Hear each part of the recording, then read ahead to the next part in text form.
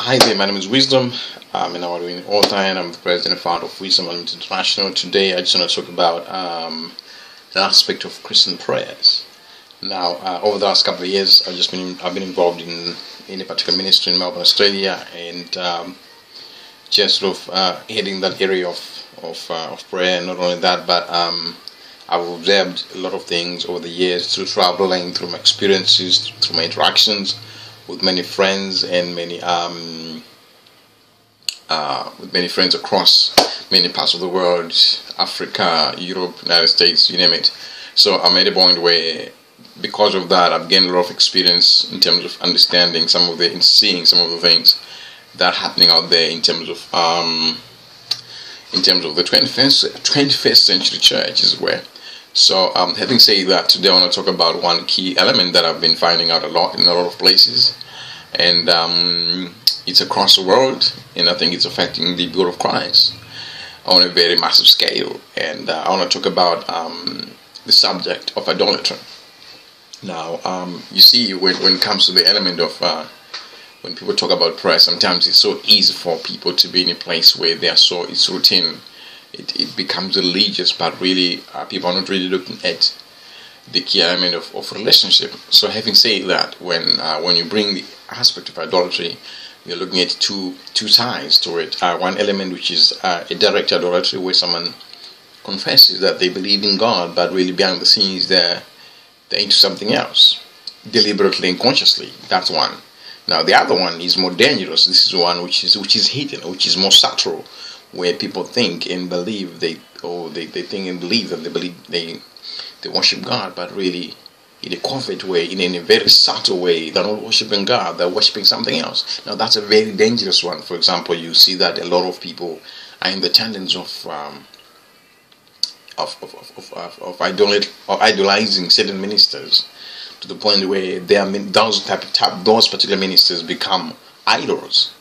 And they become a demigod, as it were, and without people knowing, without people having an awareness, they begin to worship that particular minister. And one thing, I think it was last week, I was at a certain place, and there's a speaker in Sydney actually, who say something that was so amazing. He said some people are worshiping worshippers.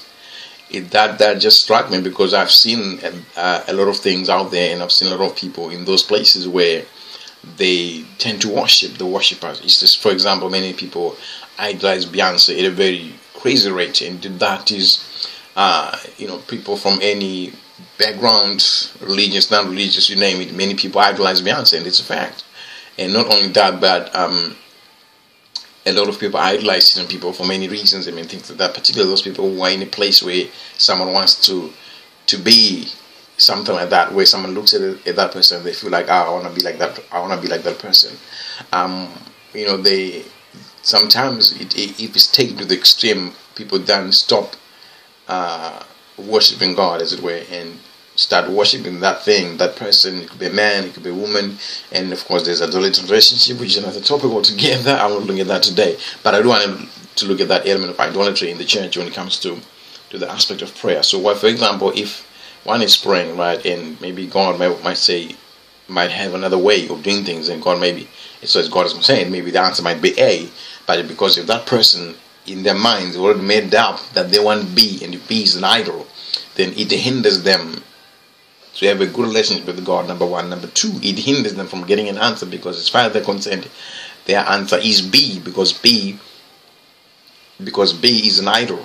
So they are believing God for B, but God is saying A. And ultimately what that does is this person and this person or an institution could be so, so focused, so committed, so focused, so convinced that the answer is B. So and beyond that, there's also a deception. That is because that idol attracts deception as well. So that person or that institution will be in a serious element of where they're idolizing B. So it hinders them to be able to hear the true answer that is from God, which is possibly A, or maybe it could be take one step, two step, and then on the third step, don't go for A or B, go for D.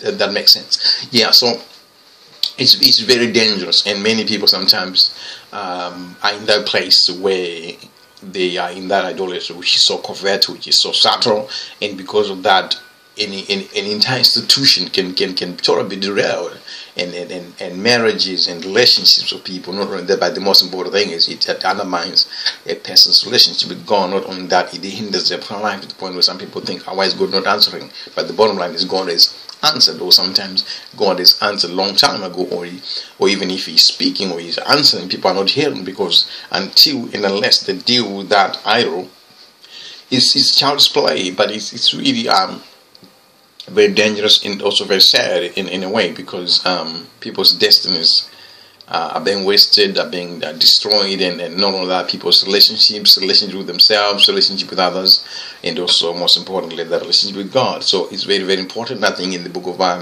Isaiah 57, 59, somewhere, probably Isaiah 59, you many other scriptures across, many other passages and chapters across the Bible, you see about idolatry. And one thing you know for sure is that God does not like idolatry. He doesn't like idols. So whether it's an idol that is deliberate, or an idol that is subtle, covert, as it were, but ultimately an idol hinders God from moving. It hinders, it alienates a person from God in a very big way. And the most dangerous thing that this person doesn't have the awareness. So it's very, very important, really, that people come to those bases. I think I did one other video talking about how there's in many parts of the world there's that move of where you see a lot of people getting back to the basics. So the only way one has to deal with idolatry is to really go back to the basics, and go back to their knees and really seek the face of God, and then get rid of idolatry and whatever it is that has been an idol.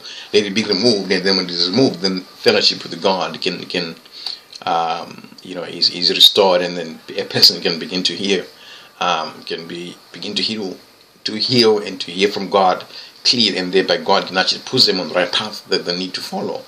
So having said that, I'm done for today. I'm going to be doing more videos, and I got 7 ebooks out there. And if you like this video, don't forget to 45, and of course check out the link below. And I would encourage you to subscribe, because I'm going to be doing a lot more videos going in depth in a lot of things. And so I'd encourage you to subscribe. That way, whenever I upload a video, you will be able to get notification. And having said that, I'm done for today. And hey, always remember, you have an uncommon destiny, and God loves you so much, and you have purpose. You've been created for purpose, with purpose, and on purpose. Till later. This is Wisdom. I'll see you later. Bye.